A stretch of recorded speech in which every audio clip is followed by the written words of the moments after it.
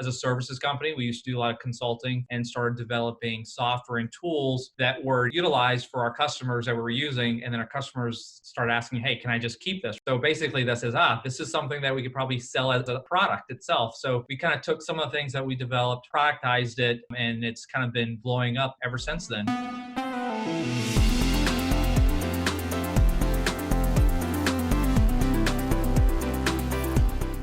This is another episode of the Automate and Grow podcast. My guest today is Jawad Shaikh from Avelead. Avelead is in their second year on the Inc. 5000. So I reached out to them and wanted to talk about their journey and growth and learn a little bit about what they're doing. Jawad, thanks for joining me. Hey, thanks for having me. Appreciate it. No problem.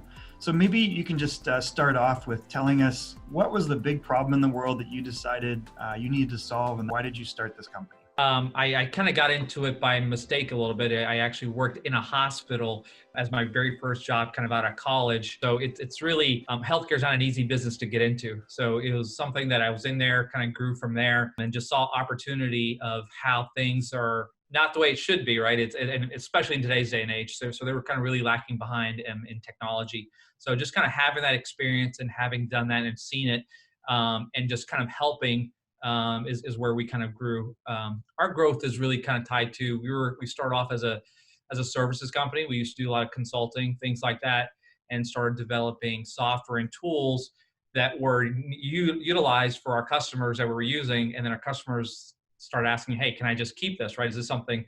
So basically that says, this is something that we could probably sell as a product itself. So we kind of took some of the things that we developed, productized it, and it's kind of been blowing up kind of ever since then. So I guess the key to it is not something like, hey, this is a good idea, let me go try to implement it. We just were in the problems, found the business problem, and then started creating tools to help it and kind of grew from within. So what's the big problem that you see with your clients that you're solving for them? So we're kind of more around how to automate things, right? And it's funny, I love your podcast, and it's really good to us. We're all about kind of automation and taking business processes and something that someone would normally be doing, looking at that process, making sure that process is done in an efficient way, and then how do we automate it? And I'll use kind of a simplest one, what we call a charge reconciliation problem, where hospitals, do all this activity, procedures to document and perform clinical activity. And then that happens in a silo, and that's recorded in an electronic medical system. And then usually all that needs to be billed, right? To say, hey, this is all the billing that needs to be done. So traditionally, and even today, hospitals have a process of saying, all right, here's all my clinical activity from my previous day. Here's all my financial bills that I'm going to bill for the previous day. And someone like a radiology director or a lab director will kind of go through, use the tick and tack method, and just use printed reports. So basically says, yep, all right, we charge for everything that we did yesterday. So that's a kind of a simple problem that takes some hours to do. It's very manual, right? That's like incredible. And it's totally manual, right? So we're able to plug into EMRs and financial systems, use coding, use automation to basically auto reconcile or auto match, and then focus just on the deficiencies and provide that back to the hospitals so they can do automated charge reconciliation that way, rather than doing everything. They're looking at just the exceptions and also finding stuff that the human eye is not even going to find. For people that don't know, the space that you're playing in is, first of all, very complex for a couple reasons. One is a lot of the payments are coming through insurance companies, right? Yep. Mm-hmm. And then the other complexity is, you mentioned medical billing coding, which is this really, and it's recently updated over the last number of years, right? Where something called ICD-9 and ICD-10. Correct, yeah. And for lay people, what that is it's a systematic way that there can be fair or accurate billing based upon a procedure, right? Like someone has a broken leg, there's a code you have to submit correctly to get paid the right amount. Correct, exactly. Yep. And that's what's kind of key, both not just for insurance companies, for Medicaid, Medicare, all those, they do all their reimbursements based off of that and all these diagnosis codes. So we can try to standardize across the market. So getting the billing right or getting the documentation accurate is key to proper reimbursement for the hospital. So hospitals have very low margins these days themselves. So getting that accurate is key. And then that's where we help out. And you mentioned it, and I forgot about that, which is, it's like, when I see a doctor, they're scribbling notes, and then someone's trying to take those notes and assign a diagnosis code, right? Yep. And then based upon that diagnosis, there's a billing code. Mm-hmm. And if you don't match, then someone's saying, no, I don't feel like paying it. Exactly. And then one of the biggest things that we're getting into now is what they call denial management, right? It's all Mm, that stuff gets denied. Some of it could be valid, or someone didn't code it properly. So there's a lot of complexities in revenue cycle for healthcare. Clinical side, the financial side, and then the regulatory requirements, as you mentioned, those are changing constantly every year. constantly, yeah. Yeah, so you have a very complex environment. And what you've done is interesting because it's blown my mind. My exposure to that was you would go into these rooms full of stacks and stacks of paper, and you Right. have an army of people that just somehow understood the coding Yeah. and what tricks they had to play in communicating with Medicaid, Medicare, and insurance to make sure the doctor's actually getting paid. Exactly, exactly. And what else kind of makes it complicated is there's a lot of companies, or even historically, will do this. They call this revenue or charge reconciliation. They'll go back and say, hey, in the past 6 months, what did you do right or wrong? So we can fix it and rebill it to the insurance company or to Medicare, or because there's time frames where you can redo that or resubmit a claim. With this automation and with this process, all of that is checked before a claim even hits the door, before the bill even goes out. So it's clean, instead of trying to go back and cleaning it and getting reimbursed and minimizing denials, as we were just talking about. Huge problem you're solving. So why are people buying from you? Like, why are they bringing you in? And, obviously you have phenomenal growth, which is, congratulations on, we were talking before about how you thought that you might drop in the rankings, but you actually jumped up to the top 228 in the Inc. Right. 5000. So what do you attribute that growth to? And why are Sure. people buying from you, really, is what it boils down to. Yeah, it kind of comes down to, and sometimes this is a cliche, is really kind of been a leadership of our team. And what to me, what that means is we have our tagline where we talk about leadership, technology, and results. And that ties back to our core values. And that's really leadership from our employees and our clients to kind of work together. They understand what the business problem is, look for opportunities to make it smarter and better using technology, which, some of our software, or updating their processes and just doing things in a smarter way to get the results that you need right at the end. So that's what we focus on. So I think it's like taking ownership, being innovative, and then having people know what they're doing, and just kind of trusting our team to bring that expertise, and our clients to basically having an open mind to say, hey, we've proven this out. We've got case studies. We've got reference customers. This works. The dollars speak for themselves. I actually just recently, earlier this week, got a report for one of our first customers. Just in the past 6 months, they identified about $20 million worth of gross revenue that they were missing Oh, from res charges. So that those type of examples, as word of mouth, is kind of huge, just to let them know. And that's what's kind of driving the growth. how did you get your first customer? So it really kind of started, as I said, I had relationships with working at a hospital. And when I kind of started my business, and someone kind of was working here, went somewhere else. And then when we said, hey, I'm starting a consulting business, or I'm starting this business, it's really kind of building that relationship and doing it right with them and growing that relationship. And as they moved on. So when you do a good job and have that relationship with one customer, that's what grows, in that word of mouth, especially in healthcare. A lot of it's based on a relationship. You've got to prove Mhm. yourself. It's a hard market to kind of get into. I think that's what helped. What is your sales model like? How do you get more business? Because you're, or is it, are you just growing with inside of existing accounts? Sure. So the past couple of years was really just referrals through inside our business. The past year and a half is when we really kind of took it to the next level, started spending some money on marketing. It used to just be me and Badar, my brother, who's my partner in our business, Hmm. kind of doing all the sales. We hired a salesperson this year. She's going out doing it. We actually do trade shows. We do marketing. So now we've got a story. We've got some results to prove against that story. Now we're going out and just kind of telling our story, and just it's really been kind of blown up since then. Remind me when you guys started. So we started at the end of 2014 is when we officially incorporated, but the first quarter of 2015 is when we really started kind of going out there. Our software tools, we actually started selling probably in 2016 is when we started really making that shift towards our software products. And what was the development process like for you guys? Because that's always fun. Had you built stuff before? Yeah, I'm a integration. I'm a programmer by trade, like Oh, great. historically, and I like to get my fingers dirty every once in a while, or I get the itch to, but I try to stay away. Let those guys do it. They're up to speed on the latest technologies. But yeah, so how we kind of made the shift was, or how it was really our development process was just go in there. We start off with some really simple web-based tools, and then just developed it what was easy for us to use. So there was not a lot of front end prettiness or a lot of front end sexiness. So it was a lot of it's kind of back end. kind of ugly. And in the past year and a half, 2 years is when we kind of brought in some additional expertise to say, hey, we're going to turn this over to end users that are not technology savvy, that are used to healthcare. They know their business. We need to make it as simple as possible. And then I kind of like the Apple approach. I'm an Apple fanboy where we'll make the look and feel simple, make the walkthrough, make it very intuitive, make it simple. So we kind of brought in experts to help us make that development process.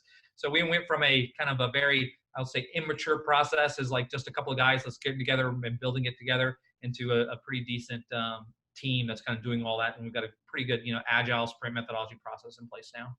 Great. So all the developments in-house, or you have like an offshore team or something? It's all in-house, and then most of them based right out of here in Atlanta, Georgia. Oh, great. Super. And is your brother / co-founder, is he also a technical co-founder, or is he a different skill set?